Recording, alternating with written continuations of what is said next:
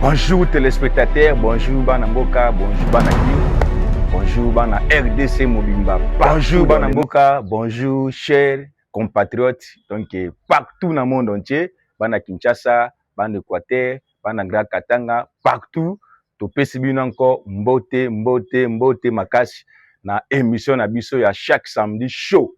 Exprimons-nous toujours na katia chaîne na biso donc Baptiste les rock.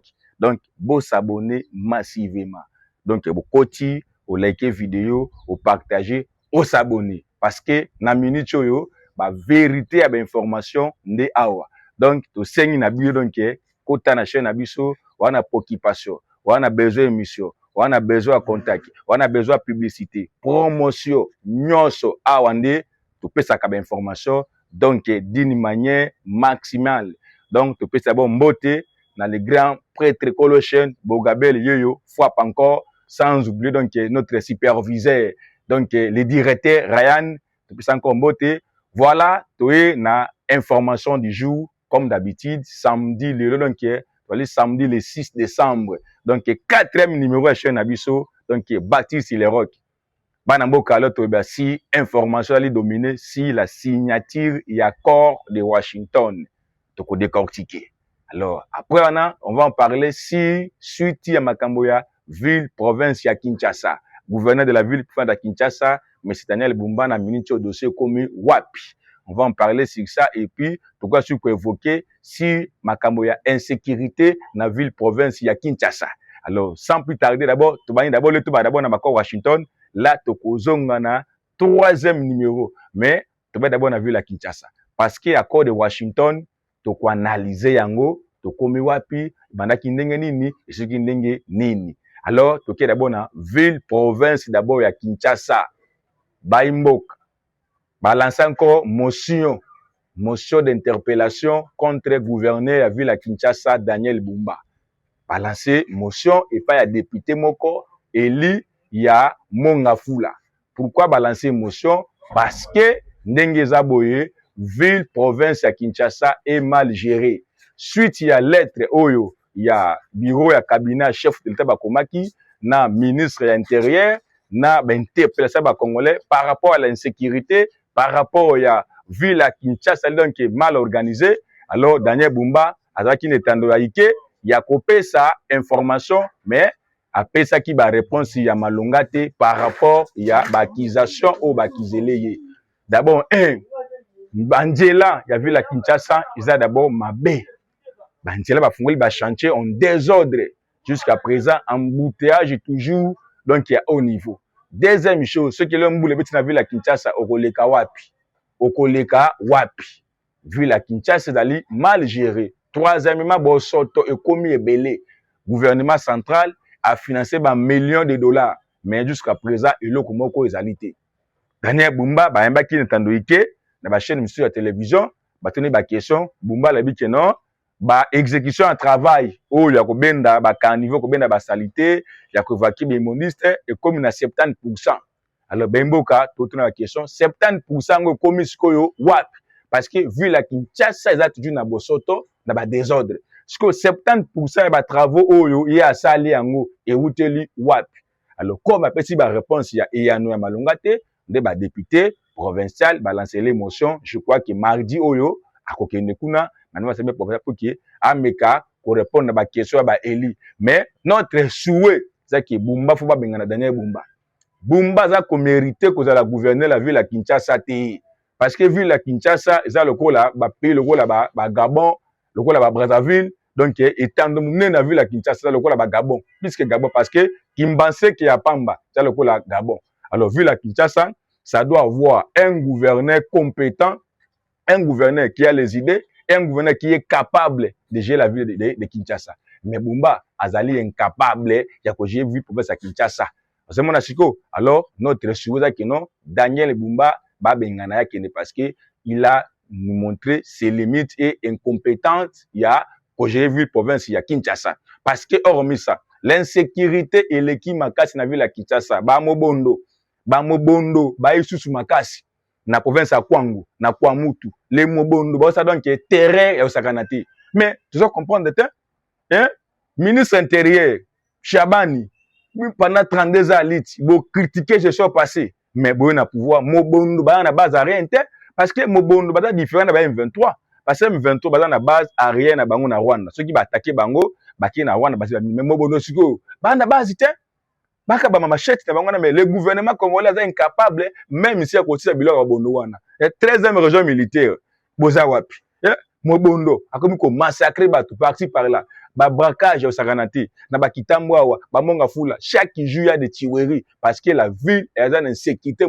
mais le gouverneur de la ville que non azwaka ba rapport na ville à Kinshasa il y a pas l'insécurité tu éviter bumba yango ba pongo olala ka ba pongi wana tu comprends ya ukoma donc ils allaient déplorable notre chose que non gouverneur de la ville il doit partir parce que à l'acquis biso limite Assemblée nationale congolaise un assemblée bidon banda tozaki ba député donc na legislature oyo ko tisiko ko assemblée nationale basata eloko moko te loi moko to assemblée nationale basali na minute ezate que l'assemblée na ba porter loi moko donc oyo ko pesa l'amélioration ya bien-être population ezate caméra kei wa mso a remplacer même bonji jusqu'à présent fouin un assemblée ba tokar il y a une assemblée donc qui a au Sakana donc il y a zéro depuis l'histoire du Congo n'a connu de connaître une assemblée nationale il y a un bidon ou donc il y a des tokarisés bah ça taille loko mokoté c'est regrettable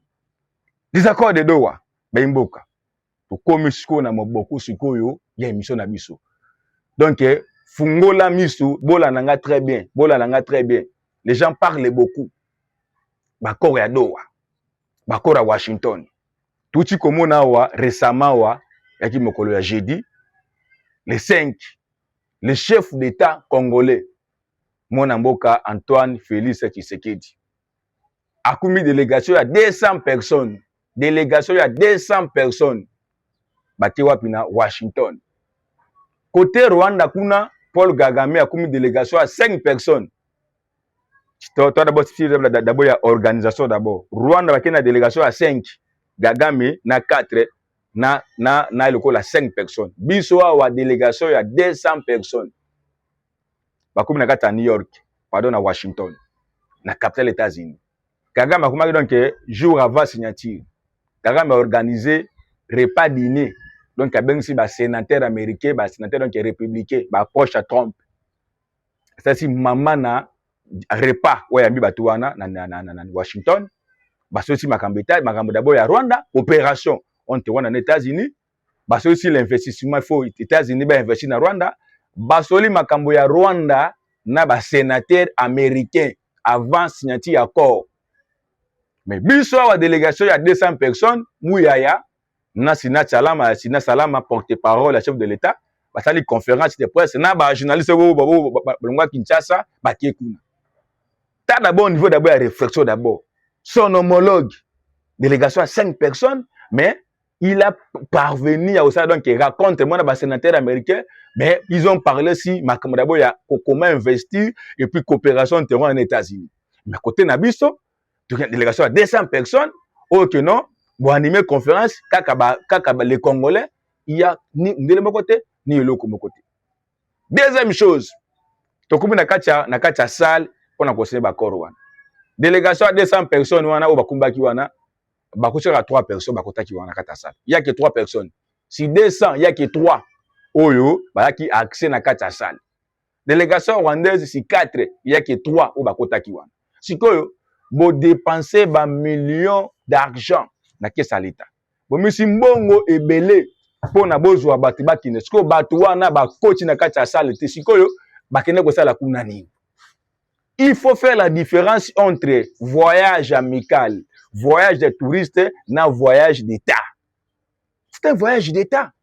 Comment bo dekese ba millions pour que batu bakine siko ba coach te ba sala eloko mo bozui na batu ide pesa bafinga ka batu ba cousin na bino ba makangu ba copain ba nini ba kei ba ke ko sala nini so ba ko masiko kuna na kati ya salle wana kutu ba kochi kutu te pour dire que non ils allaient qui donc un voyage d'état c'était un voyage touriste. Alors prochainement il faut que c'est la différence entre ba voyage touriste na ba voyage d'état. Troisième chose par rapport à sentir des accords awa to sepela ke no ba signé ba code de paix qui met kokota bande kufobe ba eloko wana. Ce n'est pas la première fois que tu signé ba code na Rwanda.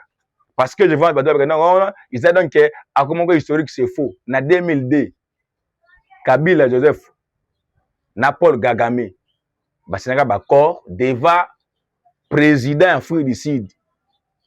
Vous savez moi président Afrique du Sud ba signé ba code devant président Afrique du Sud wana je crois Thabo Mbeki voilà Thabo Mbeki na monsieur George Bush président des États-Unis et ba saka ba code na Washington ba signé dans la Pretoria en Afrique du Sud on te Rwanda na RDC et tu vas ba code wana to biso nango et tikala ko produire loko moko te to monaka ba CNDP bibimaka to monaka ba kunda batwa bibimaka to monaka ba M23 bibimaka mais il y avait les accords au signamaka na 2002 entre Kinshasa na Kigali na Pretoria devant président Thabo Mbeki na président ya les États-Unis à l'époque George Bush. Ça n'a rien apporté. Deuxième chose les accords signés entre Kinshasa na Washington plus Kigali. On pose des questions. Mboka. Rwanda a perdre nini? Rwanda a perdre nini? C'est Rwanda a gagné. Vrai vainqueur na l'accord de Washington, c'est le Rwanda. C'est le Rwanda, pas que ça noté. Et puis accord na Washington to le Belangawa et apporter sur les plans sécuritaires et eu aspect donc économique. Qu'est-ce qu'ils ont signé? Ya liboso babi que non ba respecter bon donc souveraineté RDC. Ya mi balé o ba signé wana. Exploitation minérale commune. Donc ba minerai à Congo, wana partie est wana, faut ba mana ko exploiter yango biso Rwanda na RDC. Ya mi sato, il faut ba traquer ba FDLR. FDLR ba lokola ba rebelle rwandais ou ba kota na sol congolais depuis 1990. Ti lelo gouvernement congolais n'a que bazali lokola 1500, faut ba traquer bango. Ya mi sato faut Rwanda retirer ba militaire na bango oyo apesanga na maboko ya M23. Bon. Ba pesi ni justice traditionnelle na batoyo ba commettre ba forfait soit faut kanga bango izakututi. Deuxième chose, ba officialiser exploitation à minerai à Congo Rwanda comme à Kozwango officiellement. Oh le la Rwanda le la Rwanda apesaka ba minduki pa ba congolais parce que Rwanda za ba minerai désormais Rwanda a comme na droit ya kozwaka yango officiellement. Nde loko sene Washington nde yango wana. Alors, ba signé ba accord Rwanda na minute. Parce que Congo to gagner nini? Donc Félix a teki ba minerai na biso na Rwanda. O officialisé yango pour na to brader pour na paix. Et puis paix yango kutuba ba que non États-Unis au na kututi. Ça c'est abuna kututi. 3 Rwanda kutu na kututi. Et puis quatrième chose, M23 a rejeté Bakor Touana a rejeté yango. Et ce qui est encore grave, Patrick Mouyaya, porte-parole gouvernemental, dit que non, Bakor et Ado Wawana, il y a Washington, Yangone, et qu'on résout toutes les crises, parce que crise, c'est à l'interne. Alors, Bakor à Washington, c'est si les plans, il y a région en Grand Lac. Mais le problème, c'est là, Mouyaya, na président qui na EAC, na Lorenzo, na Kagame, c'est un problème interne entre le Congo et le Congolais. C'est un problème interne. Bon, même si vous signez d'accord na Washington, ça va résoudre quoi? Parce que c'est un problème interne. Hein? Vous devez réfléchir. C'est un problème interne. C'est un problème interne. Maintenant, là, vous avez d'accord à Washington pour qu'il y ait apporté Nini. Parce que M23 a accéléré encore. Nduki Zongi, Guerre Zongi, Bukavu, ça s'est tombé. Vous regardez à menacer na minute parce que M23 a reconnaître Bakor Wanate. Ce que vous avez hypothéqué ba minerai na Washington pour quel intérêt? Parce que un vrai paix et na négociation c'est l'armée. Pendant 7 ans, boyawa, bo éventuellement Kabila aki na armée te. O bona fait ça dire pouvoir avec non Kabila ce qui sur la même que bien sophistiqué, bien organisé. 7 ans après à mes infiltrés. 7 ans après on ne comprend rien. Pouvoir ba pour na se plaindre te. Pour na que non je dois faire te non je dois faire. Hein, bon na pouvoir kaka quoi accuser Kabila 7 ans. 7 ans, donc, vous formez à la dans 7 ans. Dans 7 ans, secteur congolais, voici rangoté na 7 ans vous avez mboka complet Rwanda zaki on a pouvoir ti mboka complet bine boye ba territoire recueilli OK ko négocier na minute za ko simate donc ba corps wana Washington bandeko et ko apporter le comme côté les seules choses to ko senga na ba congolais na pouvoir en place bolongola sikso ya orgueil on se met d'une table to négocier pour makambo ya dialogue parce que guerre des zongi na Kivu na minute armée ko bundati bon ata on a retiré ba soldats na ndamu na M23 vous pensez que non nanga il va céder parce que na kati ya ba corps wana ba provenir ni sanctionné que non muto ko voler ba corps wana faut sanctionner ezakututi ba prévenir ni calendrier te que non qui me koya ndenge nini ezate donc c'est un accord donc abra hein il est kaka be bourroa sans calendrier sans donc faut un bon c'est sûr ba corps siko goma siko goma pona tozo goma comment ça va se passer tozo Bukavu comment ça va se passer na quoi tout ezate les victimes ezate c'est qui est encore grave oh Félix Yassali outrage au parlement il a signé les accords sans pour autant consulter le parlement congolais. J'interpelle les députés. Félix Tshisekedi, il faut interpeller, il faut accuser devant la Cour constitutionnelle. Comment peut signer les accords et à ratifier l'accord sans même à consulter le parlement, sans même avoir le parlement. Donc, il a fait ce qu'on appelle l'outrage au parlement. Il faut accuser une haute trahison.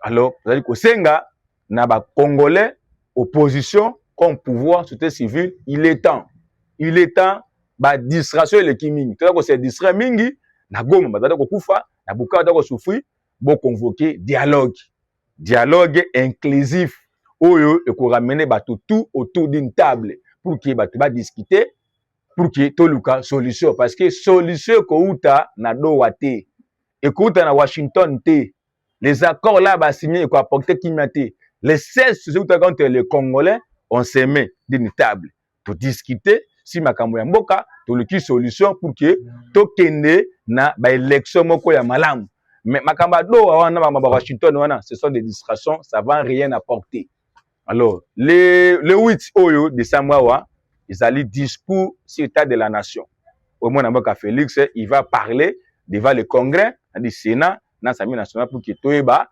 eloko nini oyo aza kolengela biso to boy ba discours donc ya lokuta te to ba discours moko te ki espoir te to lingi du concret on refuse des discours de philosophie politique pe ça biso discours par rapport à la réalité à makambo et puis pe ça biso ba perspective oyo et quoi aboutir na solution makambo que na beaucoup ça que non na tonga banjela izati to linga discours wana ici état de la nation le 8 cause de la un vrai discours que non ba congolais ba moni pasi to luka solution ya makambo na biso oyo ya koleka na mboka na biso Congo voilà bemboka j'espère que non moi quelque ba info to aki nango na national le samedi to mikabe ko pesa bino ke ko pesa na bino to bandi que non na chaîne na biso wa on va encore parler si ba activité d'abord ya Lamuka tuti koyoka bato ya Lamuka et El Fayulu ba zaki na renome ko ya munene na bango wana ya munene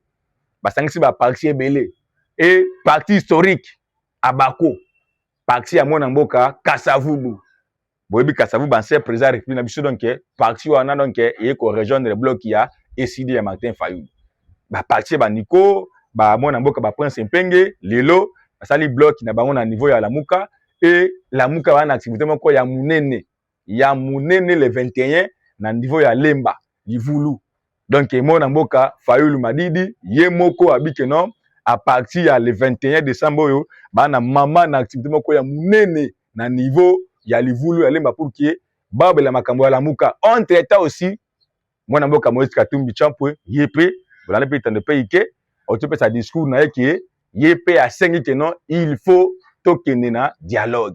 Parce que, vu la situation actuelle, vu la monnaie qui s'est passé, ce qui toquait dans le dialogue était, ça va rien apporter. Alors, mon amboka, Moïse Katumbi, avec non, il faut dialogue parce que, na minute, sans dialogue, on va rien aboutir pour na mamoka na biso. Alors, les journalistes congolais, bo pesa ba information ya malamu. Bo tika esprit qui fanatisme. Nous sommes là qui non, bo informer ba tupo na makamamboka. Mais tu constates que mboka na biso, tu na ba journaliste. Tous en a charlatans. Il y a que des charlatans qui passent à la télé pour parler du blanc-blanc. Mais au lieu de nous informer la vérité et la réalité.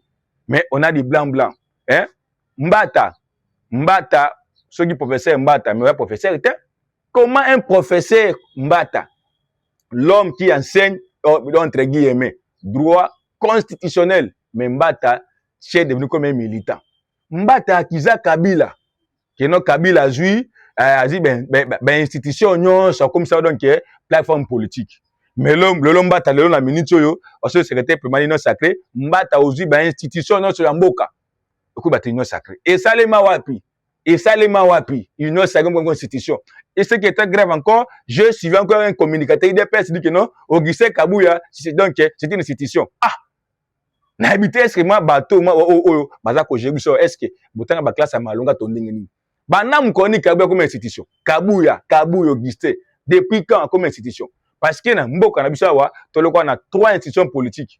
Tout ça na gouvernement, tout ça na tu vois na parlement, puis tu vois na président de la République. Ce qui tu as ajouté pour les tribunaux, tu as la 4 décisions de la République. Parce que depuis quand Augustin Kabouya comme institution?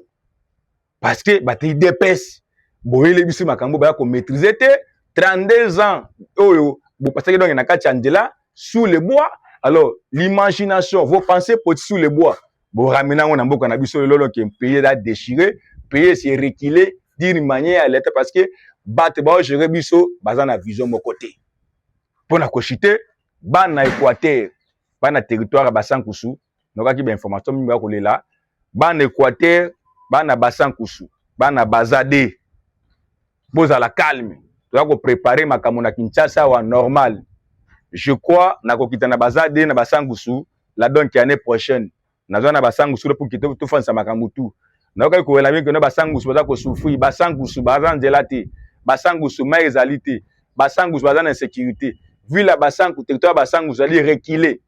Nga tant que ressortisseur basankusu mo na mboka tagi. Zaki décision qui basankusu ali territoire nga na botami o nga na koli. Tu as ki Kinshasa pour na kotanga ba classe.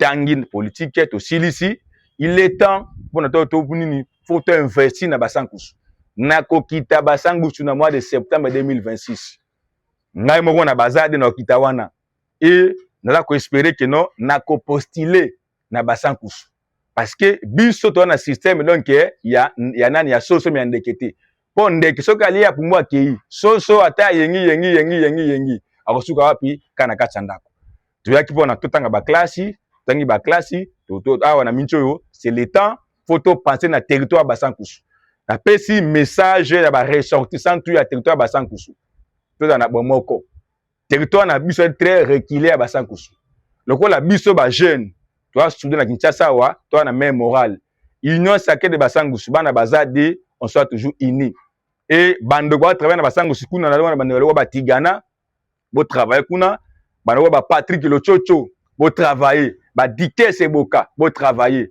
je crois nga calamité nazo conseiller d'abord des mouvements citoyens exprimons-nous faut installer mouvement citoyen exprimons-nous to ko kitana songo na ba wala ba lifumba bandeke boela waka nyonso wana jombo tout ça na ko kita sur le terrain pour que je dois palper du doigt la réalité à territoire on a yo kaka et puis to réfléchir comment on peut investir pour que territoire basangusu eza quand même na moi valeur mobwe parce que ba leader na biso oyo baza na Kinshasa wa ba député de voter na Kinshasa kuna na basangusu kuna ba osala loko mokote il est temps que non on met la reptile la nouvelle génération basangusu nazo yanango je dois révolter ba masalanga tout ba mayondo oboboye ba mayondo ba Gino tout le monde là donc c'est le temps que tout se révolter pour que basangusu to apporter développement na okitawana pour que to installer base pour que dans la ville basangusu ba jeune comme ça ba député provincial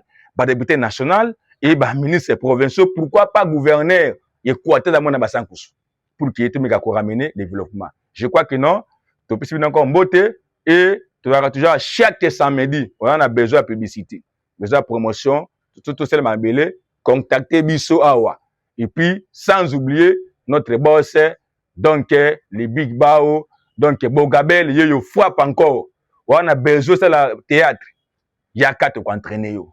On a besoin que la menuiserie biloko tu wana yaka on achète na bisawa